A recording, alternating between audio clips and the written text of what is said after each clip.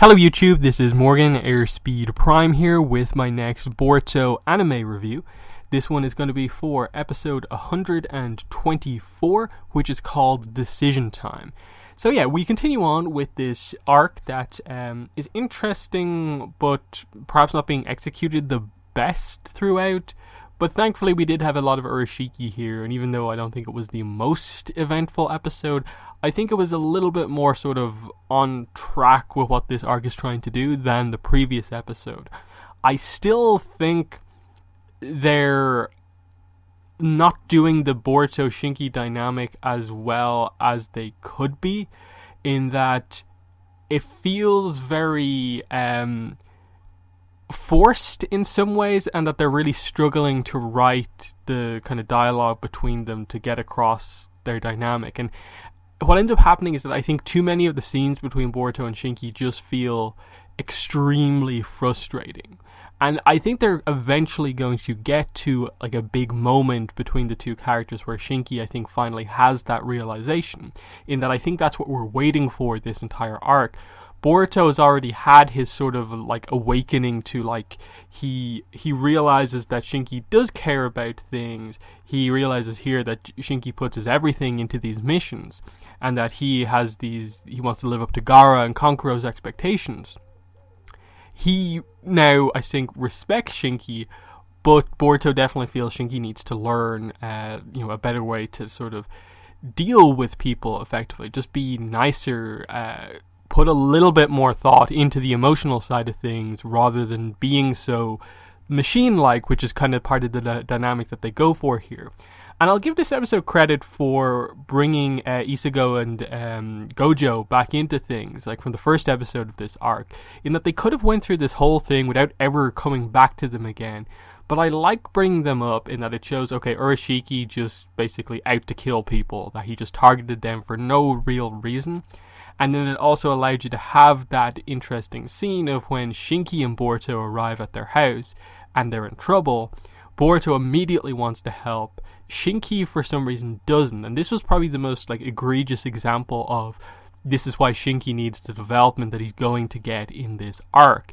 Because he literally just accepted, oh, he's trapped under a piece of rock. He's dead. It's better that we just get really, really quickly up to speed in the situation. And it's just kind of like, really? You won't bother to just like put in like 5 seconds of work just to move this rock and then ask them questions? It was very like, you probably could have done that a little bit better, because they've done a decent job, I think, at getting across that like Shinki has reasons to feel the way he does about things, but this just was so on the like extreme end of things, of just like, that shows a severe lack of caring. And it almost contradicts, in a way, some of the stuff that like Tamari was talking about in her like defense of him from an episode or two ago. So I think that could have been a little bit better done. But he ended up actually helping them out. And I think that's what you're beginning to see here, is him realizing that you don't have to be just the mission. Along the way, as part of the mission, you can have those slight moments where you put emotions first. You get rid of the information gathering section and just put saving someone first. And I think it led then into the interesting moment of, where did they go from here? Yoshiki is following them. They seem to be no match for him. He has the Byakugan, he can track them. How do they do this? So Gojo tells them about a kind of long path around that will sort of keep them out of range of Yoshiki while still getting them to the Land of Fire. Whereas on the map, the straightforward route is across the only like bridge that sort of crosses this river. So they know Yoshiki's going to be waiting for them there. So the plan that they go for is that they have to distract Yoshiki at the bridge so that someone can get around on the long path. Boruto is going to take a kettle that looks identical to the one Shikaku is in and use shadow clones to plus transformation to make one of them look like Shinki and act like they're going the simple route, while Shinki takes actual Shikaku around the long road, effectively sacrificing himself, because Shinki, like he says, it's all but certain whoever goes on their own to face Yoshiki will die, so they need the other person to fulfill the mission. And in that sense, like, this is Boruto kind of having, over the course of this episode, kind of shown this sense of like, he's willing to go back for people when they sort of are willing to sacrifice themselves. He shows that he is also willing to sacrifice himself. And now it's on Shinki to be like, you've now sort of bonded in a way with Boruto over the course of these episodes. Do you put the mission first? Can you let this person who you've sort of learned from a little bit over this experience just die to kind of fulfill like your ideals, your goals? Or will you go back for him? And that's what they're setting up. That Shukaku is noticing Shinki not perhaps going as quickly around the long path and constantly looking back. The worry that is kind of clearly there, even if he's not outwardly showing it. I think they're getting there. It's just there are some kind of frustrating moments. Some of it doesn't feel as nuanced as it could be. But I think they will get to a nice point, and that's what they seem to be going for with the next episode. In that the preview showed, I think, actual Shinki and Boruto fighting Urashiki, but the big thing is Boruto using the Jogan.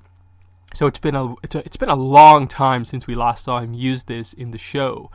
And this is something that, like, even in the manga, they haven't really covered the Jogan that much, but we know it is a part of, you know, Boruto's, I suppose, top level sort of power stuff. So it's going to be very interesting to see him use that going forward, to see what exactly this does against Urashiki. I assume this will be the thing that gives a slight advantage, but they've also, in a scene at the end of this episode, did show that Sasuke is gradually getting his chakra back to be able to transport back into the proper dimension to face Urashiki again. So really the fight that's coming up next, all it has to be is them sort of holding off Urashiki before he can get Shukaku to allow Sasuke to get back into things. And then, because they're somewhat close to the Land of Fire, I assume you can get Naruto into play if you needed to. Or will this be a Sasuke Boruto maybe type thing to take him down? And then, like, is like Gaara going to come back into things? It's going to be interesting to see what big characters sort of come into play as this thing comes to an end. And again, with Urashiki, is this where they resolve his character and address, is he still active, or is he killed, sealed away, or something like that here, or not? Because we still need to know just what he's about. Like, why is he collecting everyone's chakra? He just seems to be going around having, I suppose, what he sees as fun, doing all this stuff. But there doesn't seem to be a particular goal to it yet, in that, like, he's only getting a small amount of everyone's chakra. He is targeting a tail beast, one of them, but we don't know if he's trying to get them all or anything like that. So, there's that whole thing as well. It will be interesting what dialogue Urashiki has when it comes to, I suppose, him realizing that Boruto has power because of Momoshiki. If the karma mark gets mentioned, if the Jogan gets mentioned, then Boruto's sort of connection to the Otsutsukis gets mentioned. That could be pretty interesting. But yeah, the only other thing to talk about in this episode is pretty much the fight scenes. And I think the main one that we got, the kind of first encounter of Shinki and Boruto versus Urashiki, was actually pretty interesting in that they were clearly not able to properly defeat him, but it showed that Urashiki, the type of fighting he has, he's so confident in his power that you can sort of get one over on him with trickery, ninja trickery. So we saw that with Boruto able to get in there and, you know, just drop his kunai out of his hand as he was captured, and, you know, activate the smoke tag on it to create a smoke screen, and then that allowed the distraction for Shinki to come in and use that pretty cool kind of black sand puppet kind of jutsu as another sealing thing. And again, it doesn't last as long as Gaara's sealing jutsu, but it did hold him in place for at least what seemed like a couple of minutes or something like that. So that was pretty interesting, him using one of those kind of you know, what are they called? Black arts, I think it was. But still, yeah, cool looking puppet there. Connection to Konkoro and stuff like that. But yeah, I like that, and that's where after that they got across the idea of all the different jutsus, just how like adaptable Shinki is with the third eye, using the iron sand, and him sort of draining himself to keep the mission going, and again getting across that he doesn't show it, but he does have a kind of drive, a desire. He just kind of shows it in a different way. So overall, I think it was actually a pretty good episode. I think the next episode looks to be a big improvement, since we're finally getting to like Boruto is going to use the power that we're all waiting to learn more about, and we'll see what happens there. It's in Otsutsuki. It's going to have to be big. Sasuke probably will be back in the next episode or two, and then we'll see what they do with other characters and so on.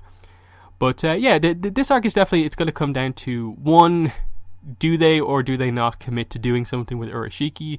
Whether that be, is he just out there for good, or are we dealing with him in this arc? And then the other thing now is, how do they finish up the Shinki Boruto character arc dynamic? What is the thing that finally opens up this sort of new side to Shinki, and he learns what Gaara said to him back earlier on in the arc about Boruto has something that you do not have, and Shinki seemed to be annoyed by that, but I think he's realizing now what that is, and I think that will overall make him a better shinobi, and we'll see how they sort of part ways here as they go back to their own nations, and what their relationship is like going forward. Are we setting up kind of Gaara Naruto Mark II here, or is it going to be a slightly different dynamic? But I think this arc is doing some decent stuff. It's definitely, I think, suffering a little bit just from the pacing of it very clearly not being a mainline kind of manga adaptation arc, and it being like an anime only one, but it being a more important anime only one. So it still has some of the pacing issues, but it still feels pretty important. So weird. Definitely like better than average for Boruto, but not quite excellent just yet. So yeah, that's my thoughts on the episode. In the comment, let me know what your thoughts were, but that's been the video. Thanks for watching, and bye.